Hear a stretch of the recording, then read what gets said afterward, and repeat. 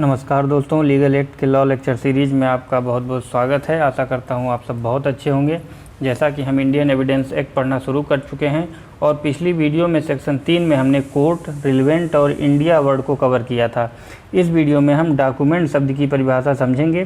साथ ही इसी वीडियो में प्रूव्ड, डिसप्रूव्ड और नॉट प्रूव्ड अर्थात साबित, ना साबित और साबित नहीं हुआ, इन टर्म्स को भी कवर करेंगे। आप मुझसे सोशल मीडिया पर जुड़ सकते हैं, यहाँ पर आप मुझसे सवाल पूछ सकते हैं और अपने सुझाव भी हमें दे सकते हैं। ऑलराइट, डॉक्यूमेंट की परिभाषा को स्टीफन ने इंडियन पीनल कोड 1860 के सेक्शन 29 की डॉक्यूमेंट की परिभाषा से लिया है। या हम कह सकते हैं कि इंडियन एविडेंस एक्ट में जो परिभाषा दी गई है वह आईपीसी के सेक्शन 29 में जो डिफिनेशन दी गई है उसी का एक पार्ट है। डॉक्यूमेंट की परिभाषा एविडेंस एक्ट में वाइडर टर्म में ली गई है। आइए समझते हैं कि परिभाषा किन चीज़ों को डॉक्यूमेंट कहती है। परिभाषा यह कहती है कि किसी सब्सटेंस यानी पदार्थ पर कोई मैटर अक्षरों, अंकों या चिन्हों के द्वारा या इनमें से एक या एक से अधिक के द्वारा इस आशय से कि हम इसका उपयोग करेंगे या अभिलिखित करेंगे, यानी कि रिकॉर्ड रखने के आशय से कुछ अगर लिखते हैं तो वह डॉक्यूमेंट होता है। ठीक है, किसी सब्सटेंस पर, सब्सटेंस का मतलब हो गया कोई पदार्थ पर कोई मैटर, यानी जैसे कि मैटर हो गया शब्द या कोई दृश्यांकन, उसके द्वारा अक्षरों के द्वारा या अंकों के द्वारा या चिन्हों के द्वारा। ठीक है, इन तीनों के द्वारा या इनमें से एक या जो है एक से अधिक के द्वारा अगर कुछ लिखते हैं इस आशय से कि इसका हम उपयोग करेंगे तो वह डॉक्यूमेंट है। ऐसा इंडियन एविडेंस एक्ट में कहा गया है। ठीक है, सब्सटेंस को अगर हम जानना चाहें तो सब्सटेंस मतलब हो सकता है कोई कागज़ या पत्थर, मेटल या शिलालेख। इन्हीं पर अगर हम कुछ लिखते हैं, चाहे अक्षरों के द्वारा या अंकों के द्वारा या चिन्हों के द्वारा या इनमें से एक से अधिक साधनों के द्वारा, इस आशय से कि इसका हम कोई उपयोग करेंगे, तो वो डॉक्यूमेंट है। ठीक है, इसका इलस्ट्रेशन अगर हम देखें तो अब राइटिंग इज ए डॉक्यूमेंट, मतलब अगर कुछ लिखा हुआ है तो वह डॉक्यूमेंट है। कोई प्रिंट या लिथोग्राफ या फोटोग्राफ भी एक डॉक्यूमेंट है। और कोई मैप है वो भी एक डॉक्यूमेंट है, या कोई प्लान है वो भी एक डॉक्यूमेंट है। कुछ किसी मेटल पर अगर उकेरा गया है या जैसे कुछ छाप दिया जाता है तो वो भी डॉक्यूमेंट के रूप में लिया जाएगा। कोई कैरिकेचर है जैसे, तो वो भी डॉक्यूमेंट है। ठीक है, ऑलराइट। तो डॉक्यूमेंट को हम और आगे अगर थोड़ा सा समझने का प्रयास करें तो डॉक्यूमेंट दो प्रकार के होते हैं, पब्लिक डॉक्यूमेंट, प्राइवेट डॉक्यूमेंट। अर्थात जो पब्लिक डॉक्यूमेंट होता है वह सेक्शन 74 में दिया गया है, जिसको हम लोक दस्तावेज कहते हैं, और प्राइवेट डॉक्यूमेंट को हम निजी दस्तावेज कहते हैं, जिसको कि हम जब चैप्टर 5 पढ़ेंगे तो हम उसमें इसको कवर करेंगे। ठीक है, कुछ ऐसी भी दस्तावेज होते हैं जिन्हें हम डीम्ड डॉक्यूमेंट कहते हैं। जैसे जो कंप्यूटर आउटपुट्स होते हैं उसे हम डीम्ड डॉक्यूमेंट कहते हैं। कंप्यूटर आउटपुट्स पर सील या हस्ताक्षर की आवश्यकता नहीं होती है, उस पर हमें कोई मुहर वगैरह मारने की आवश्यकता नहीं पड़ती है। कंप्यूटर आउटपुट्स को डीम्ड डॉक्यूमेंट कहा जाता है।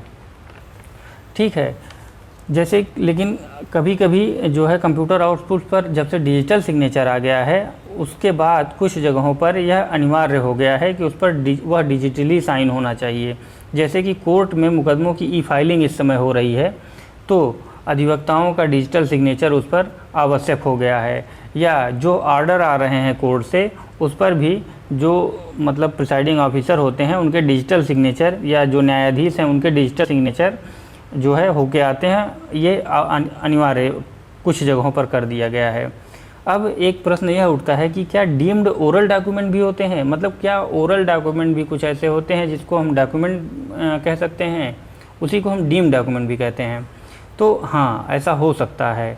यदि कोई व्यक्ति बोलकर ओरल एविडेंस नहीं दे सकता है या मौखिक साक्ष्य नहीं दे सकता है तो हम यह कहेंगे कि वह लिखकर या साइन के माध्यम से दे दे। जैसे साइन लैंग्वेज होती है, आप जानते हैं, तो या उस लैंग्वेज में दे दे और या फिर लिख कर दे दे अगर लिखने में सक्षम नहीं है। लेकिन ऐसा उसे ओपन कोर्ट में करना होता है, मतलब खुली अदालत में करना होता है, और यह इंटेलिजिबल मैनर में होना चाहिए, अर्थात बुद्धिमत्तापूर्ण ढंग से ऐसा किया जाना चाहिए। साथ ही ऐसा जो है कोई स्पेशल एजुकेटर की उपस्थिति में किया जाना चाहिए, मतलब जो उस भाषा को समझने का मतलब एक जो है विद्वान व्यक्ति हो, जो उसमें अनुभव रखता हो उस भाषा को समझने में, उसकी उपस्थिति में किया जाना चाहिए, और इसका वीडियोग्राफी भी होनी चाहिए। ऑलराइट, अब हम समझेंगे प्रूव्ड, डिसप्रूव्ड और नॉट प्रूव्ड का क्या अर्थ है। मान लीजिए कोई तथ्य कोर्ट में प्रस्तुत किया जाता है, तो जो तथ्य न्यायाधीश के समक्ष प्रस्तुत किया जाता है, न्यायाधीश उस पर विचार करने के बाद दो ही विश्वास करेगा। पहला, या तो इस तथ्य का अस्तित्व है या फिर इस तथ्य का अस्तित्व नहीं है। तो अगर वह विचार करने के बाद यह समझता है कि इस तथ्य का अस्तित्व है, तो वह तथ्य प्रूव्ड समझा जाएगा, और वह यह समझता है कि इस तथ्य का अस्तित्व नहीं है, तो डिसप्रूव्ड समझा जाएगा। दूसरा, कोर्ट में जो तथ्य प्रस्तुत हुआ है, तो न्यायालय यह देखेगा कि कोई भी साधारण प्रज्ञा का व्यक्ति, यानी सामान्य बुद्धि का व्यक्ति अगर उस पर विचार करे, तो यह विश्वास करेगा कि क्या उस तथ्य का अस्तित्व है या नहीं है। यही दो विश्वास सामान्य प्रज्ञा का जो व्यक्ति है वह भी करेगा। तो अगर सामान्य प्रज्ञा का जो व्यक्ति है वह उस तथ्य पर विचार के पश्चात यह पाता है कि इस तथ्य का अस्तित्व है, ठीक है, या प्रोबेबिलिटी है कि इस तथ्य का अस्तित्व होगा, तो वह प्रूव्ड है। और अगर यह प्रोबेबिलिटी है कि उस तथ्य का अस्तित्व नहीं होगा, तो वह डिसप्रूव्ड है। और जो तथ्य इन दोनों में नहीं आते हैं, अर्थात वो ना तो न्यायालय के समक्ष प्रस्तुत किए गए, ना तो न्यायालय ने उस पर विचार किया, तो वो नॉट प्रूव्ड की श्रेणी में आते हैं। आशा करता हूँ यह लेक्चर आपको पसंद आया होगा। आगे हम फैक्ट की बात करेंगे, ठीक है। अगले वीडियो लेक्चर में फैक्ट जो वर्ड है इसको हम बहुत अच्छे से डिस्क्राइब करेंगे। तो जुड़े रहिए हमारे साथ। नमस्कार।